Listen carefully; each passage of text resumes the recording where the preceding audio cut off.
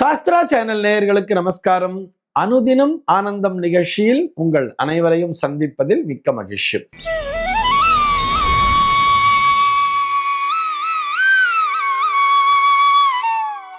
இன்று 11/9/2025 இந்த நாள் குறித்து பஞ்சாங்கம் என்ன சொல்றதுன்னு பார்க்கலாம் வாங்கோ. இன்றைய தினம் விஸ்வாவசு வருடம் ஆவணி மாதம் 26ஆம் தேதி வியாழக்கிழமை. திதி பார்த்தோம்னா தேய்பிரை சதுர்த்தி திதி மதியம் 12:46 வரைக்கும் இருக்கு. அதனைத் தொடர்ந்து தேய்பிரை பஞ்சமி திதியானது வந்து விடுகிறது. இன்னைக்கு நட்சத்திரம் பார்த்தோம்னா அஸ்வினி நட்சத்திரம் மதியம் 1:56 வரைக்கும் இருக்கு. அதனைத் தொடர்ந்து பரணி நட்சத்திரம் என்பதும் வந்து விடுகிறது. மதியம் 1:56 வரை, அதாவது அஸ்வினி நட்சத்திரம் இருக்கின்ற வரை இந்த நாளானது ஒரு அமிர்த யோகம் கூடிய நாளாக இருக்கிறது. அதனைத் தொடர்ந்து சித்த யோகம் என்பதும் வந்து விடுகிறது. இதுபோக பஞ்சாங்கத்திலே வரக்கூடிய யோகம் அப்படின்னு சொல்லி பார்த்தோம்னா இன்னைக்கு துருவம் அப்படிங்கிற ஒரு நாம யோகத்தை கொடுத்திருக்கா. கரணம் பார்த்தோம்னா பாலவம் அப்படிங்கிற ஒரு கரணத்தை கொடுத்திருக்கா. இந்த நாளானது ஒரு சமநோக்கு நாளாக அமைந்திருக்கிறது. இன்னைக்கு என்ன ஸ்பெஷல் அப்படின்னு சொல்லி பார்த்தோம்னா இன்றைய தினம் பஞ்சாங்கத்திலே திக்பால பூஜை அப்படிங்கிறத கொடுத்திருக்கா. இது என்ன திக்பாலக பூஜை அப்படின்னு சொன்னா, அஷ்டதிக் பாலகர்கள் அப்படின்னு சொல்றோம் இல்லையா. அஷ்டதிக் பாலகர்கள் என்று சொன்னால் என் திசை காவலர்கள். யார் யாரு அப்படின்னு சொல்லி பார்த்தோம்னா இந்திரன், அக்னி, யமன், நிருருதி, வருணன், வாயு, குபேரன் மற்றும் ஈசானன், இவர்களைத்தான் அஷ்டதிக் பாலகர்கள் என்று சொல்லுவார்கள். இன்னும் ஒரு சில பேர் ஒருபடி மேல போய் தசதிக் பாலகர்கள் என்றே சொல்லுவார்கள். அதாவது ஊர்துவம், அதாவது ஆகாயம் என்பது ஒரு திசையாகவும் பூமி பிருத்திவி என்பது ஒரு திசையாகவும் வைத்து அந்த ஆகாயத்தினை ஆள்பவர்களாக பிரம்மாவினையும், இந்த பிருத்திவி இந்த பூமியின் மேலு தன்னுடைய ஆதிக்கத்தை செலுத்தக்கூடிய அந்த பூமாதேவியையுமே ஒரு தேவதைகளாக கொண்டு இந்த திக்பாலகர்கள் பூஜையை செய்வார்கள்.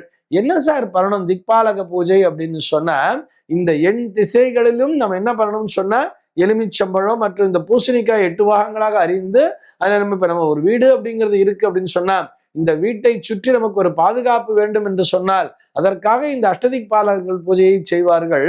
இந்த எண் திசை காவலர்களும் என்னுடைய வீட்டினை பாதுகாக்க வேண்டும், என்னுடைய வீட்டிற்குள்ளாக எந்த விதமான எதிர்மறை சக்திகளும் நுழைந்து விடக்கூடாது என்பதற்காக நான் இந்த பூஜையை செய்கிறேன்னு சொல்லிட்டு ஒரு எலுமிச்சம்பழத்தை நறுக்கிக்க வேண்டியது.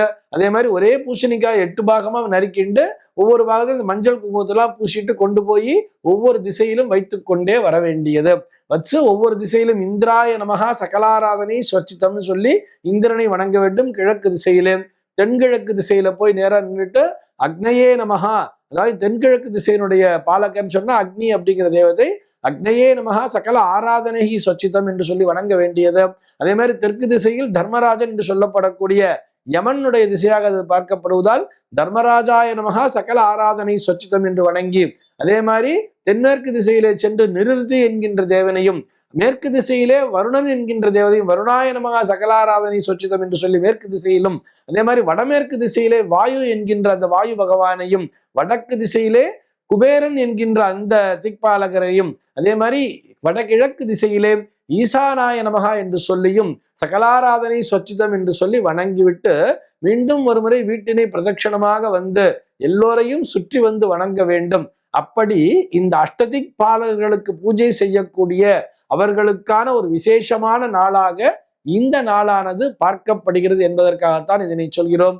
சார் இப்ப போய் சொல்லல, இதுக்கு மேல நாங்க என்ன பண்றதுன்னா ஒண்ணுமே செய்ய வேண்டாம். எலுமிச்சம்பழம்லாம் கிடைக்கும் தானே, பூசணிக்காங்கிறது கிடைக்கும் தானே. பூசணிக்காய் கிடைக்கலன்னா கூட வெறும் எலுமிச்சம்பழத்தை கூட ஒவ்வொரு திசையிலையும் நறுக்கி பிழிஞ்சிட்டு அந்த இடத்துல நமஸ்காரத்தை பண்ணிட்டு வீட்டை சுற்றி வந்து வலம் வந்து வணங்குங்கள். நிச்சயமாக உங்கள் இல்லத்திற்குள்ளாக நேர்மறை சக்திகள் மட்டுமே என்றென்றும் வாசம் செய்யும். இது போக இன்றைய தினம் மகாகவி பாரதியாரினுடைய நினைவு நாளாகவும் பார்க்கப்படுகிறது. இந்த நாளிலே நாம் மகாகவி பாரதியார் சொன்ன கருத்துக்களை நினைவிற்குள்ளாக கொண்டு வந்து அவருடைய வழியினை பின்பற்றி நடக்க வேண்டியது. சென்னையை பொறுத்தவரை இன்றைய தினத்தினுடைய சூரிய உதயம் என்பது காலை 6:01 சூரிய அஸ்தமனம் என்பது மாலை 6:09 சந்திர உதயம் என்பது இரவு 9:08 சந்திர அஸ்தமனம் என்பது காலை 9:09 சம்பவிக்கிறது. பிரம்ம முகூர்த்தம் பார்த்தோம்னா நாளைய தினம் அதிகாலை 4:26 முதல் காலை 6:01 வரையில் நீடித்திருக்கிறது.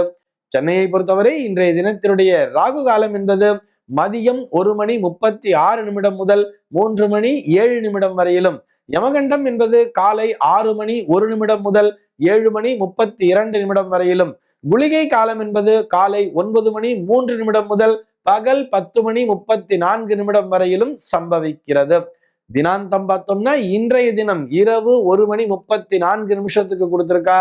சூலம் பார்த்தோம்னா இன்றைக்கு தெற்கே சூலம், மதியம் 2:06 வரையில் இந்த சூல தோஷம் என்பது உண்டு. அதற்குரிய பரிகாரமாக நல்லெண்ணெய் தானம் விடுத்துவிட்டு தெற்கு திசையை நோக்கி பயணிக்கலாம் அப்படிங்கிறதையும் சொல்லி இருக்கா. இன்றைய தினத்தினுடைய ஆன்மீக தகவலாக நம்ம என்ன பார்க்க போறோம் சொல்லி பார்த்தோம்னா, நாளைய தினம் மகாபரணி அப்படிங்கிறது இருக்கு இல்லையா, இந்த மகாபரணியினுடைய மகத்துவம் என்னங்கிறது தான் பார்க்க போறோம். இது என்ன மகாபரணி அப்படின்னு சொல்லி பார்த்தோம்னா, மகாலய பட்சம் என்று அழைக்கப்படக்கூடிய இந்த முன்னோர் வழிபாட்டிற்குரிய ஒரு 16 நாட்களை நாம் தொடர்ந்து சந்தித்துக் கொண்டு வருகிறோம். இந்த கடந்த பிரதமை திதி நாளிலிருந்து அதிலே நாளைய தினம் பார்த்தோம்னா இந்த மகாலய பட்சத்திலே வரக்கூடிய அந்த பரணி நட்சத்திர நாளைத்தான் மகாபரணி என்றே குறிப்பிடுகிறார்கள். அதிலும் குறிப்பாக இன்றைய தினம் மதியமே அந்த பரணிங்கிறது வந்துடுறது. ஆக இன்றைய தினமே அந்த மகாபரணி என்பதும் துவங்கி விடுகிறது அப்படிங்கிறதுக்காக சொல்றோம். இது என்ன சார், எதுக்காக மகாலய பட்சத்திற்கும் பரணி நட்சத்திரத்திற்கும் என்ன தொடர்பு அப்படின்னு சொல்லி பார்த்தோம்னா, பரணி என்பது வேதத்தை பொறுத்தவரை பரணி நட்சத்திரம் என்பது தர்மராஜனுக்குரிய நட்சத்திரமாகவே பார்க்கப்படுகிறது. அதாவது பரணி நட்சத்திரத்தினுடைய தேவதையாக யம தர்மராஜன் என்பவரே பார்க்கப்படுகிறார். சுகன்ன பந்தா அபயங்கிருணோது யஸ்மின் நட்சத்திரே யமேதி ராஜா என்றுதான் அந்த மந்திரமானது சொல்லும். அந்த வேதமானது அப்படித்தான் சொல்கிறது.